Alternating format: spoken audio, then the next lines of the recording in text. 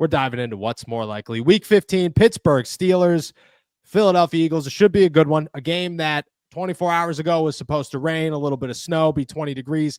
Today it's saying 45, a little bit of wind, no rain, no snow. Tomorrow could be a blizzard. Who knows? It's Philadelphia, but I'm excited for it all. Nick, I'm going to toss it to you. We don't have a video yet. We're working on it. What's more likely? Week 15, Pittsburgh Steelers, Philadelphia Eagles. What's up, Fitz? What do we got?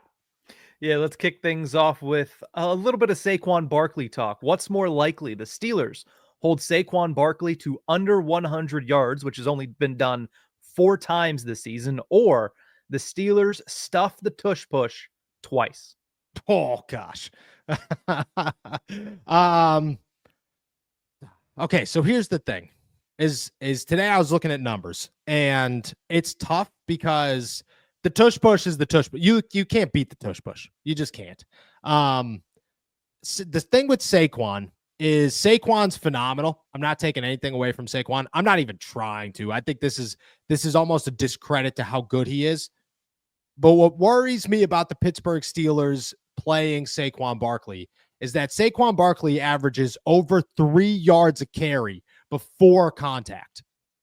That's a lot, which means that the Pittsburgh Steelers have to get penetration to even touch this guy before he gets 4 yards. That is a challenge, maybe too big for anybody to keep under 100 yards. There are reasons why Saquon Barkley has only been held under 100. What'd you say, twice this season? 4 times out of 13 games. 4 times. I still think it's 100 yards. You get him in tush push twice. Like you're saying, stop the tush push. That's the thing. Is if it was, do they have 2 successful tush pushes? I would say that's more likely because there's odds that maybe they don't have situations where they need a tush push. But stopping it twice, I don't know about that one. I'm going to go stopping it once. Stop. Yeah, you could. 99% success rate. I know. That's the thing is you have to be the 100th time that this is the tush push being performed. And when you ask, that's the craziest part about the whole thing is you spend Eagles week asking defenders, how do you stop the tush push? How do you stop the tush push?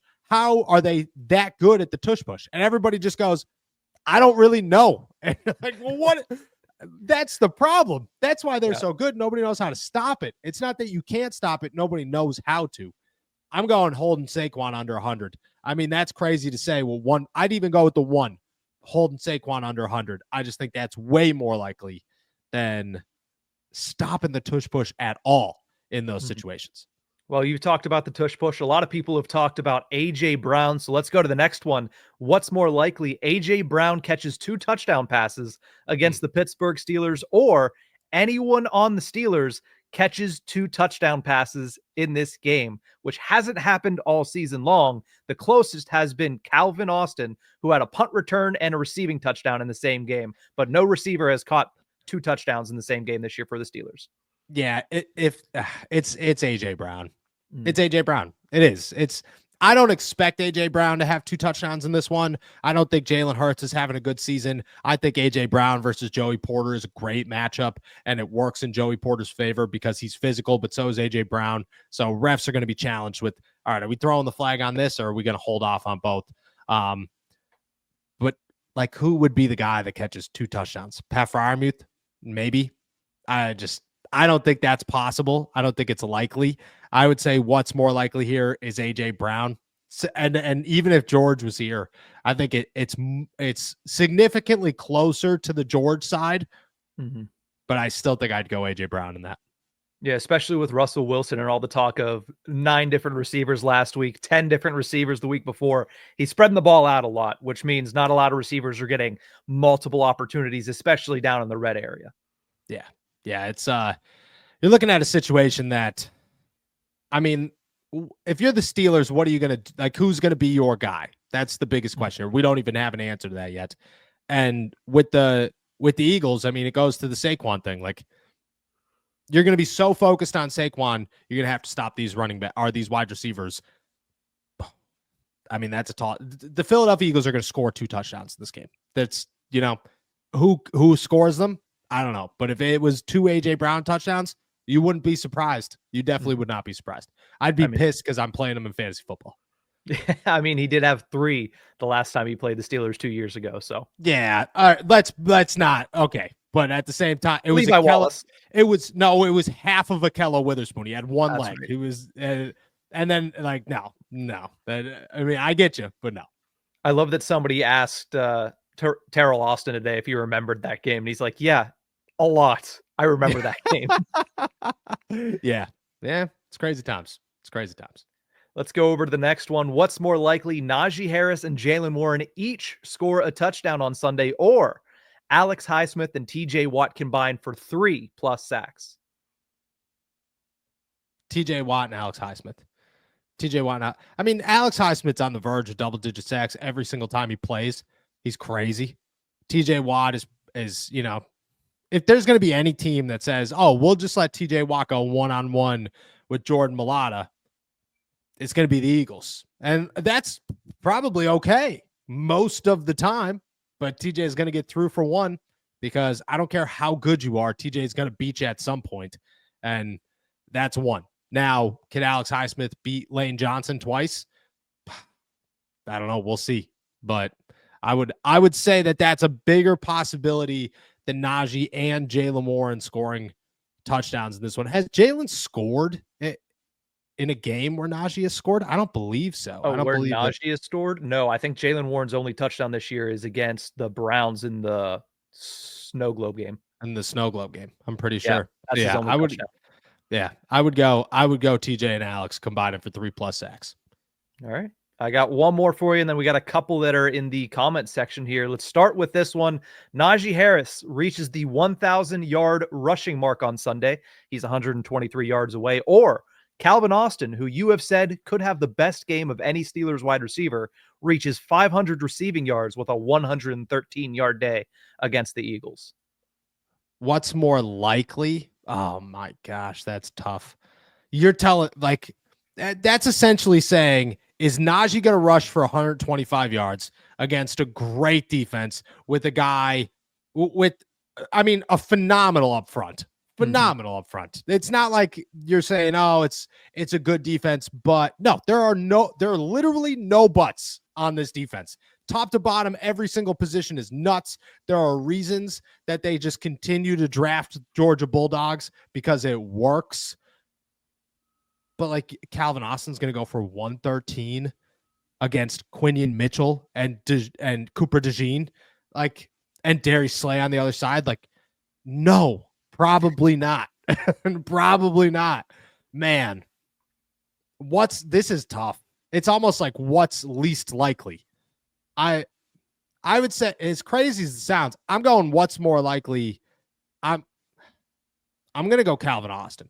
I'm going to go Calvin Austin. I think that the only way that happens is he beats Cooper DeJean, which I think he's got the speed to do. He's definitely got the speed to beat Blankenship if he does play. And you got to hope that Darius Slay is taking on Mike Williams. And for some reason, Quinion Mitchell and the Eagles are like, oh, we got to pay attention to Van Jefferson. Okay, great. So now Calvin Austin's in the middle there. If that's the case, I could say 113 on that. But man, dude, that's, I mean, neck and neck, almost no chance on either. The start of the new year is the perfect time to get organized, set goals, and prioritize what matters most. For me, a top priority is my financial wellness, which feels more important than ever. Thanks to Rocket Money, my goals feel achievable, and they show me all of my subscriptions right in one place and help me easily cancel the ones I forgot I've been paying for.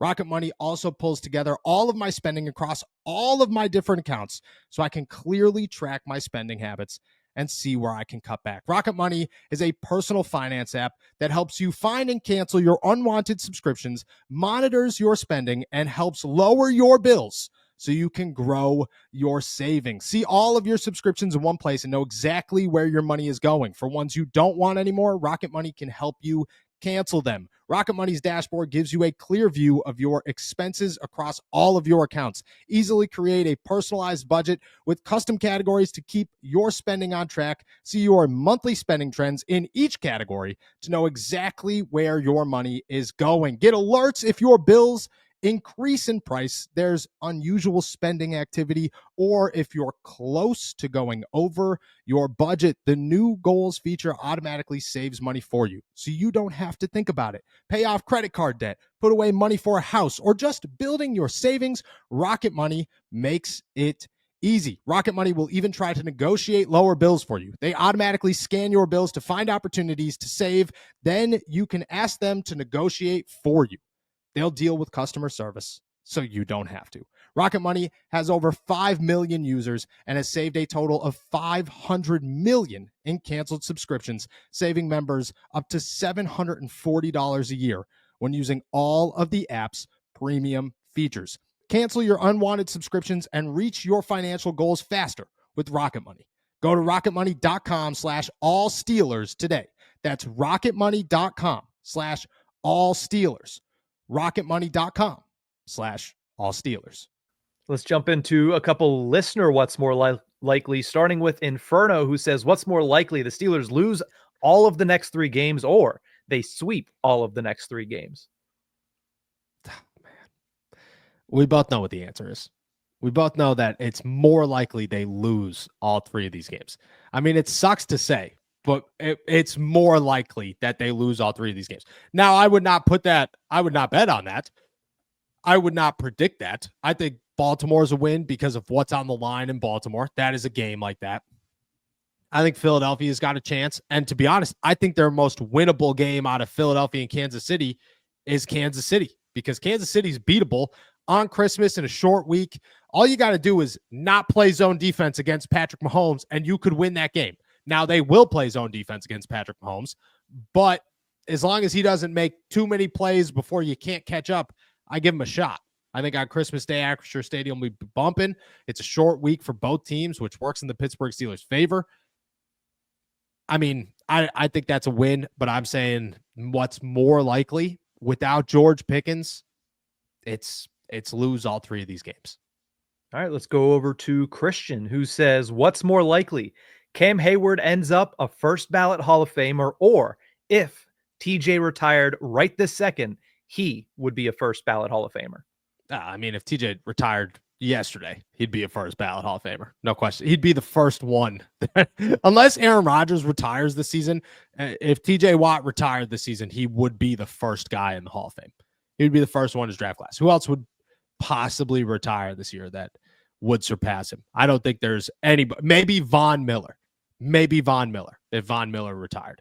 But I don't think there's anybody else out there that would surpass. Even if Patrick Peterson announced his retirement after the season, I don't think he would. I think TJ would have them all beat. So it would be TJ. What's more likely? If TJ retired right now, he's a first ballot Hall of Famer. I hope Cam's a first ballot. I hope he gets in, man. But I think he's going to have to. I think there's going to be some waiting before Cam Hayward is in the Hall of Fame. Unfortunately. Also, thank you for a good one here, because you guys are all drilling me with super negative what's more likely. All right, well, let's go to this one here. Steelers fan 8 says, what's more likely, we hold Saquon to under 60 yards or Najee scores 2 touchdowns?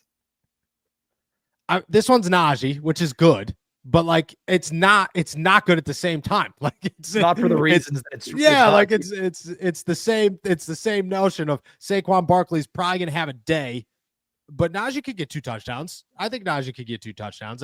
You set him up in the right scenarios. I think because that's the thing. I don't think the Steelers get blown away in this one. And I mean, we'll see what my prediction is tomorrow. I'm not going to tease it either way, but I think even if everybody and their mother thinks the Steelers are going to lose this game, which I think it's a little too early in the week to be thinking like that. But if they're still going to score points, they're still going to score touchdowns. Najee getting 2 of them is very, very much so a possibility. Saquon under 60, man. I mean, I guess Derrick Henry under 50. It came close. Nick Chubb has been held in count. I'm sorry. Saquon's a whole other animal. So I would say Najee for this one. Saquon Barkley's been held under 60 one time this season. Can you name the team that held him under 60 yards? Can you give me, how many yards was it? 47, I believe. 47. Did he score a touchdown? No. Okay.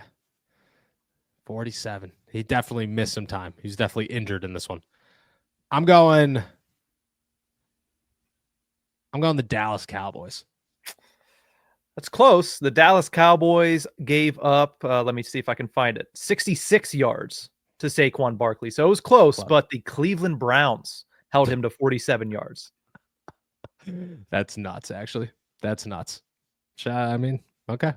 Okay. That's all there is to it. Let's go over to Pittsburgh Hornets, who says, what's more likely? Mike Tomlin watches a single episode of Hard Knocks or JJ Watt plays for the Steelers? Oh man. I don't know. I'd say JJ playing for the Steelers. I'd say JJ's the Mike Tomlin's not watching Hard Knocks, dude. He's not even previewing Hard Knocks. Like the team gets final say on every editorial decision that Hard Knocks makes, and he's not even viewing that. I bet he's just like, yeah, whatever, dude. I handle it. He doesn't even know that they're there. I found out today they don't even have the cameras are like on the walls in the thing, so you don't even know that you're being filmed. And I bet you if it wasn't like that, Mike Tomlin made it like that because he's like, I don't want people here. Get them out of here. So no, JJ, dude, you could name anybody. You could say Tom Brady comes out of retirement, sells the Vegas Raiders, and plays for the Pittsburgh Steelers. I'd say that's more likely than Mike Tomlin watching a single second of Hard Knocks. Well, I will say the only bits of Hard Knocks that he will ever see is the 10 seconds that they showed on Pat McAfee show when he was on the show, just because it was right in front of him. Other than that, True. He's not watching it. I bet you that's the first 10 seconds he's seen of that show. He was probably like, oh, so they actually did put me on there. Yeah. I got to talk to somebody about this. Yeah, he probably was. He probably texted Bert and he immediately texted Bert and was like, yeah, dude, this has got to end. I don't want to be on here again. I don't want to be on here again. So shout out, man. Shout out Hard Knocks for finally getting us the Pittsburgh Steelers, even if they had to lie to us to do it.